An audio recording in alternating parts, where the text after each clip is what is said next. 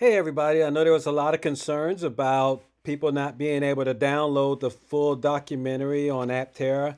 And so I'm just going to go ahead and play the whole thing so you could just watch it and sit back and enjoy it.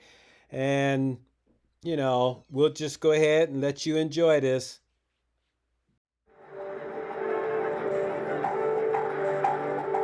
As governments around the world call time on the internal combustion engine, many believe that if the electric dream is to become a reality, we need to not only radically change the design of our vehicles,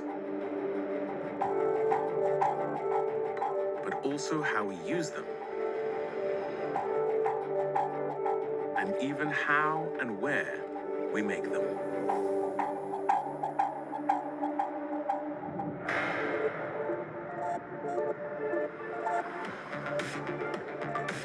A global technological revolution is underway. We think in the next 10 years, you'll see more innovation than we've seen in the past 50. Driven by passionate, dedicated individuals intent on shaping a new world. I want to create something new. I want to create something that gives me the sense of creating new life. This is why I'm here. A greener world. This is the last call to action that we have to develop the solutions that are protecting our planet. A better world. I have a family, and when I think about the life I want them to have and their children to have, I want them to experience the world where they can travel and live without worry, and that gets me up and going every day. Together, they are pushing engineering to its limits. Human creativity is the most tremendous power. And if you set a target, things that you never thought possible become possible. Creating extraordinary machines that can help the planet and humankind in the future.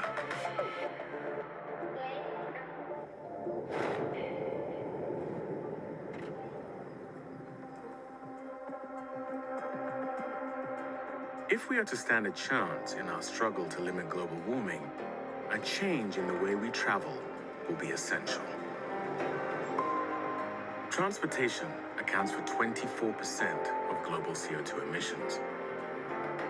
And in the US, that figure is 29%. The vast majority of it comes from what we drive on the road. Our relationship with the automobile has been a defining feature of modern life. But as we make the transition to electric power, many experts believe that the nature of this relationship is about to undergo a revolution. Without doubt, this presents a challenge, but it also presents the opportunity to redefine the way we travel. No stranger to thinking differently about how we use vehicles is Robin Chase, co-founder of Zipcar, one of the world's leading car share companies, and Venium, a data network company that is helping to support what's known as the Internet of Moving Things. She's worked with institutions and authorities around the world, developing innovative transport strategies. I think of transportation as our gateway to opportunity. Whether you want to be educated, see friends, have a job, be healthy, go shopping, everything resides upon, can you get there? How much time, how much effort, how much money? It is the glue that makes our entire lives possible. So the idea that there's one type of vehicle or one type of mobility solution that will service all of our needs is craziness. And that was what happened in the last century. When people buy a car, what happens is they think about their largest use case. They think, oh, I need to have it so in August I can take my family on some big trip with everything in back. But in reality, 70% of our trips are us alone in the car. And 50% of our trips are less than 3 miles or 5 kilometers. So the reality is, it's us moving alone by ourselves for the vast majority of our trips. And cars, whether they're electric or not, are vastly oversized for what we're actually doing.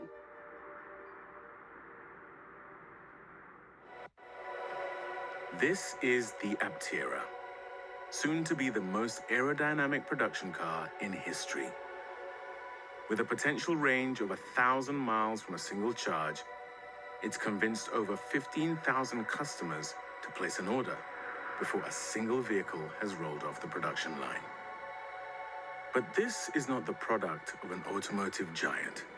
This is what happens when some engineers from San Diego take an uncompromising approach to efficiency. The Aptera story started over a decade ago when electrical engineer Steve Fambro, sitting in traffic during his daily commute, became convinced that there had to be a better alternative to existing cars. Something more efficient, and certainly something more sustainable. So I started building this car just as a hobby. And at some point, the light went on where I thought, if I could get paid to do this, I would do this all day. So I started thinking about, well, what would that look like? What is that? Well, it's a startup car company to sell the most efficient vehicle in the world. And then Steve met Chris Anthony, an entrepreneur who was building composite wake boats, who not only shared his passion, but was also prepared to think differently. And it was off to the races. It was really bizarre how quickly it all happened. Well, you know, when I first met Steve and he explained the math equation for why typical vehicles use so much energy, the first thing that he brought up was a typical Toyota Camry type vehicle will use 60% of its fuel just pushing air out of the way. And it instantly struck a chord with me because I was a hydrodynamicist and I'd done lots of simulation work and worked on how fluids work. And I said, yeah, I get it. That's a problem. And he said, I think that we can build a vehicle that takes that aerodynamic drag almost down to zero. Perfect, sign me up. Let's build that vehicle. And we didn't start with a marketing study or a focus group. We started with the engineering problem of how do you make transportation more efficient? And then we just ticked through the boxes on what would make the most efficient vehicle platform.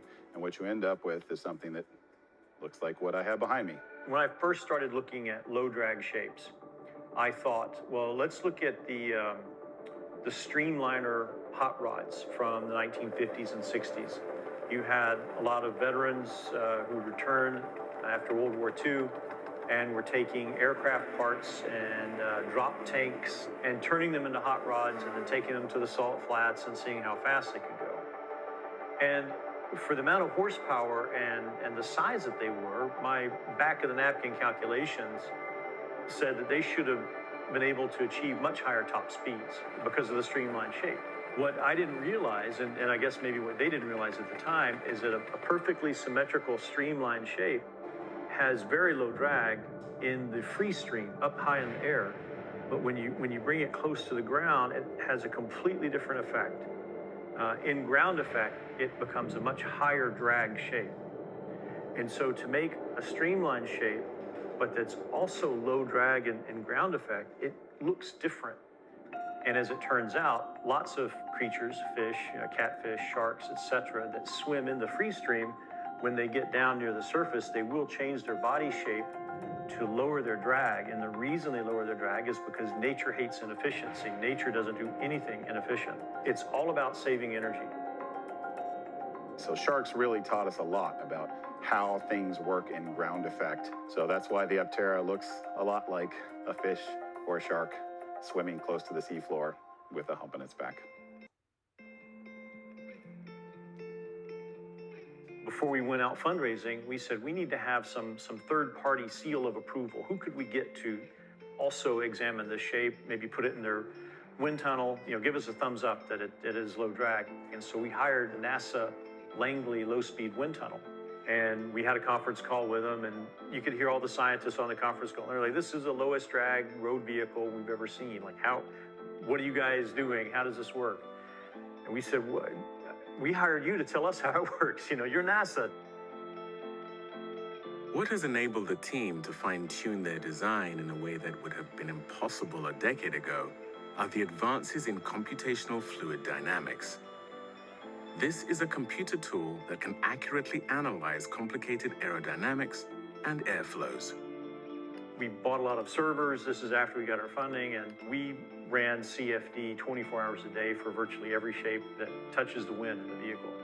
The processing power that you can put to these problems now is just immense. We can load a full vehicle model into our simulation deck and run it on a web server and have results in 4 hours now.